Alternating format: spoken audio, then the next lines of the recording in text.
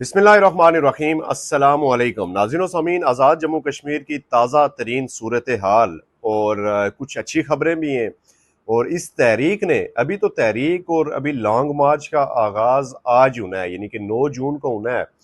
लेकिन 9 जून से पहले सिस्टम को कैसे नंगा किया है, सिस्टम को किस तरह से नंगा किया और कौन बड़े इस्लामाबाद में लड़ पड़े आज़ाद कश्मीर के इशू के ऊपर, और ये सिस्टम नंगा हुआ कैसे, ओवरसीज कश्मीरियों ने कैसा दबाव डाला, कैसा छक्का मारा ओवरसीज कश्मीरियों ने, और अब थूक के वापस चाटना पड़ रहा है। और यकीन माने कि वो कहते हैं ना कि 100 गंडे भी खाए और 100 छितर भी खाए, तो वो सूरत हाल इस वक्त आज़ाद कश्मीर के अंदर इन हुक्मरानों की बन गई है। और ये अब जिस तरह के बयानात आ रहे हैं कि क्या हो रहा है, सारी डिटेल्स में आपके सामने रखूंगा। बड़ा इंपॉर्टेंट वीलाग है, आपने सुनना ज़रूरी है। सबसे पहले ओवरसीज़ कश्मीरियों को आज खराज तहसीन पेश करते हैं। जिस तरह से आज वो निकले और निकल के उन्होंने सबसे पहले तो खराज अकीदत पेश किया शुहदाए रावला कोट को। यकीनन उनको सारी कौम खराज अकीदत पेश करती है। रावला कोट के एक एक शहीद को खराज अकीदत पेश करते हैं। उनके लवाकिन को अल्लाह ताला सब्र जमील अता फरमाए।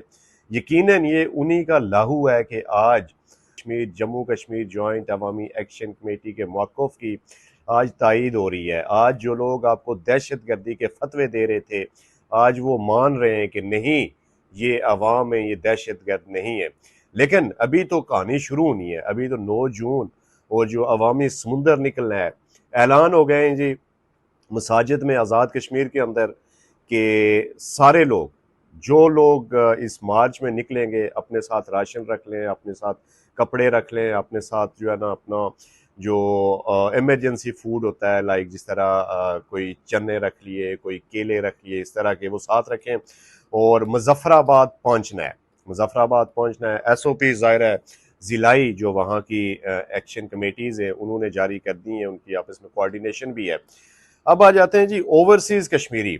आज ओवरसीज़ कश्मीरी निकले, इतनी बड़ी तादाद में निकले, और जो गमो गुस्सा था यकीनन वो देखने के काबिल था। ज़ाहिर है अपने दियारे गैर में बैठे अपने वतन के लिए, अपनी रियासत के लिए जो तड़प रहे थे, जो मैसेकर कल बिलखसूस रावलाकोट में हुआ और पिछले 3 दिन से ब्रुटैलिटी के साथ जो शुरू हुआ बानिय तहरीक उमर नज़ीर कश्मीरी के ऊपर हमले से, और शाहजेब की शहादत, इस फेज़ की ये जो मैं आपको बता रहा हूँ, शाहजेब हबीब की शहादत, वहाँ से लेके कल रावलाकोट जो मैसेकर किया गया, रात के अंधेरे में मुकम्मल ब्लैकआउट करके, लाइटें बंद करके, मोबाइल फ़ोन इंटरनेट सर्विस बंद करके जिस तरह से बर्बरियत की गई, उसके बाद आज ओवरसीज़ कश्मीरियों ने ये साबित किया कि ये न सिर्फ यहाँ मुकीम 23 लाख जो आबादी है आज़ाद कश्मीर की, बल्कि जो निसफ आबादी ओवरसीज़ में है, उन्होंने इस मैसेकर को दुनिया के सामने जिस तरह उजागर किया है, दुनिया के सामने। आप अंदाज़ा लगा लें कि हिस्ट्री में पहली दफ़ा हुआ है कि कश्मीरी एहतजाज हिंदुस्तानी एम्बेसी से पाकिस्तानी एम्बेसी के सामने मुंतकिल हुआ है। ये कोई मामूली बात नहीं है, और ये इन हुक्मरानों को सोचना चाहिए। ये हुक्मरानों की कहानी बड़ी ज़बरदस्त है, मैं आगे चल के आपको बताता हूँ कि ये हुआ क्या है, ये अब क्या कहानी सुना रहे हैं अवाम को, और सिस्टम किस तरह इस तहरीक ने नंगा करके रख दिया है। और जाहिर है जब सिस्टम नंगा होता है तो फिर बातें तो निकलती हैं बाहर। तारीख में पहली दफ़ा कश्मीरी पाकिस्तानी एम्बेसी के सामने एहतजाज करते हुए, इससे पहले हिंदुस्तानी एम्बेसी के सामने एहतजाज किया जाता था मकबूजा कश्मीर में जो जुल्म सितम जो इंडियन इलीगल ऑक्युपाइड कश्मीर में उनकी फोर्सेस करती थी, जिस तरह कर्फ्यू लगता था, जिस तरह दफ़ा 144 नाफिज करके तकद्दस और उसकी चार दीवारी की जो उसका तकद्दस पामाल किया जाता था, जिस तरह से औरतों की बेहुरमती की जाती थी, इसी तरह इन बेशर्मों ने भी यहाँ पर और तकद्दस और चार दीवारी का जो तकद्दस था उसको पामाल किया। लोगों के घरों में आंसू शल फेंके, बल्कि औरतों को घसीटने तक चले गए ये बेशरम, जब इन्होंने कल परसों क्रैकडाउन शुरू किया। आज ओवरसीज़ कश्मीरियों ने जिस तरह से दबाव डाला, और उसके बाद यकीनन ब्रिटिश पार्लियामेंट से भी आवाज़ उठी, अक़वाम मुत्तहिदा से भी आवाज़ उठी, और उसके बाद पाकिस्तान में जो कहानी शुरू हुई वो मैं आपके सामने रखता हूँ। नाज़रीन सामीन, ज़ाहिर है एक तो सोशल मीडिया का प्रेशर, ये जो दज्जाली मीडिया है, दज्जाली मीडिया अब किस तरह से कल से ये ब्रेकिंग न्यूज़ चलाएगा, और मैं आपको ये बता रहा हूँ कि ये अब कल से ब्रेकिंग न्यूज़ चलना शुरू हो जाएंगी कि जो काला दम करार दिया था जम्मू कश्मीर जॉइंट अवामी एक्शन कमेटी को, वो फैसला हुकूमत ने वापस ले लिया है, और अब जो जम्मू कश्मीर जॉइंट अवामी एक्शन कमेटी है वो काला दम नहीं है। ये कल से ब्रेकिंग न्यूज़ चलना शुरू हो जाएंगी। ये मैं एडवांस आपको मुबारकबाद देना चाहता हूँ ओवरसीज़ कश्मीरियों को, और जो ग्राउंड पे जो लोग वर्क कर रहे हैं, जो वहाँ पर जो ज़ाहिर जदोजहद कर रहे हैं, उनको तो सलाम मेरे ख्याल में एक छोटा लफ्ज़ होगा। उनकी जो जदोजहद है उसको यकीनन ताउम्र याद रखा जाएगा।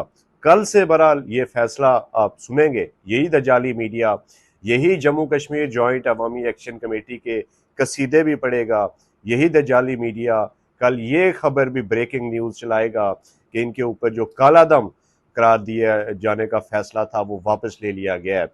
अब आ जाते हैं जी उस कहानी की तरफ कि इस्लामाबाद में जो लड़ाई हुई, शदीद घमसान की लड़ाई हुई इस्लामाबाद में।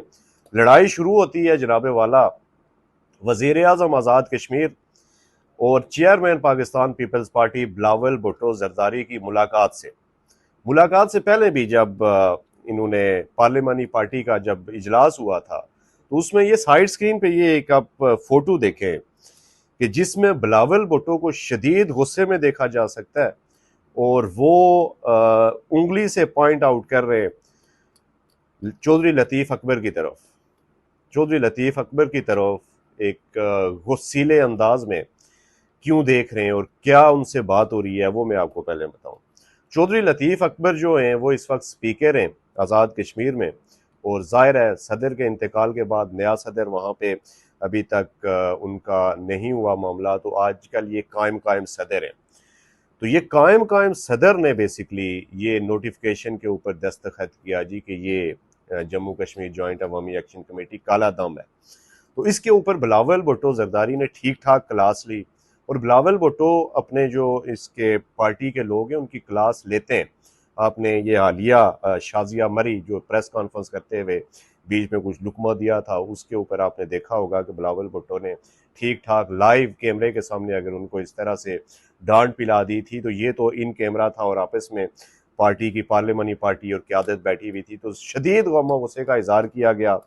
वज़ीर आज़म को पूछा गया, वहाँ के सदर को पूछा गया, और वहाँ की काबीना को पूछा गया, बेसिकली पार्टी पीपल्स पार्टी को पूछा गया कि तुम लोग अगर इतने नाअहल थे, तुम लोग अगर इतने निकम्मे थे, तो तुम लोगों ने मुझे क्यों कहा कि 8 महीने की हुकूमत ले लेते हैं, और हुकूमत लेने के बाद अगली हमारी प्रोग्रेस ऐसी होगी कि हम ये सारे मसले मसाइल हल कर देंगे, क्यों कहा।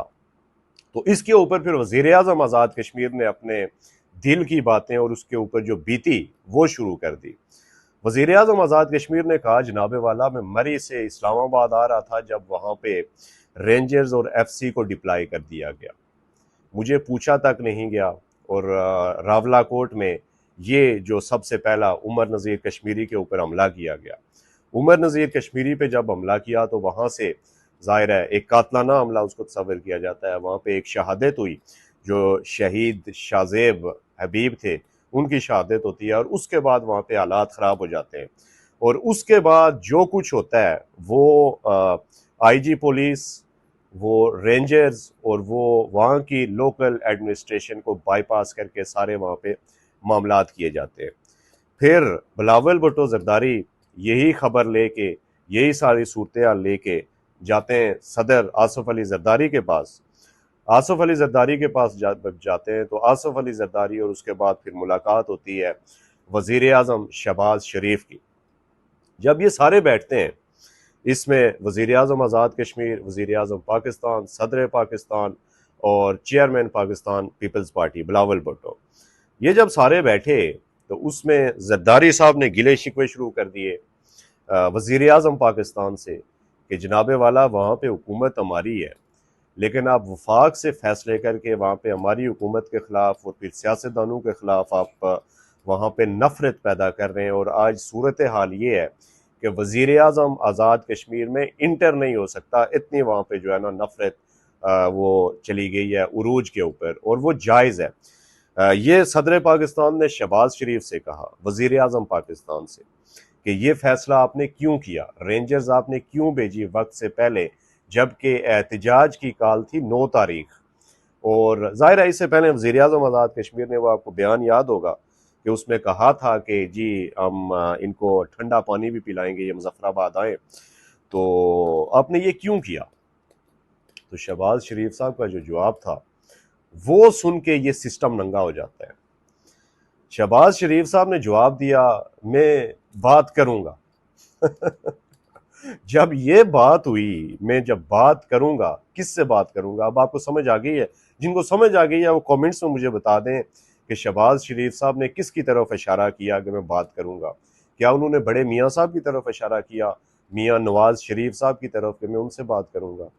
क्या उन्होंने किसी पार्लियामानी, किसी क्या कहते हैं, अपनी काबीना की तरफ किया, वजीर दाखिला की तरफ किया, किसके तरफ किया? ज़रा आप बताइएगा कि ये फैसला किसका था आज़ाद कश्मीर में इस तहरीक को कुचलने का?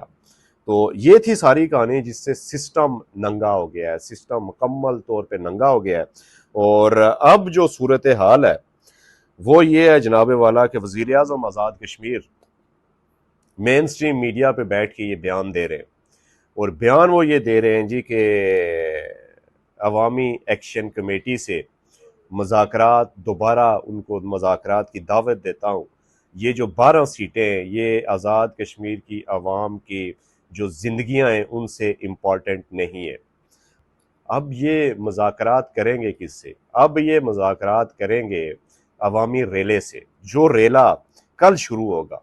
सारे अजला से मुजफ्फराबाद की तरफ लॉन्ग मार्च होगा, और उस लॉन्ग मार्च में आप देखेंगे, ये आप देखिएगा अपनी नज़रों से कि किस तरह से अवाम की शिरकत होती है, किस तरह से अवाम जोक दर जोक, और उसमें बुजुर्ग, जवान, बच्चे सारे के सारे मुजफ्फराबाद की तरफ रवान दवा होंगे, और मुजफ्फराबाद में आपको इंसानों का समुंदर नजर आएगा।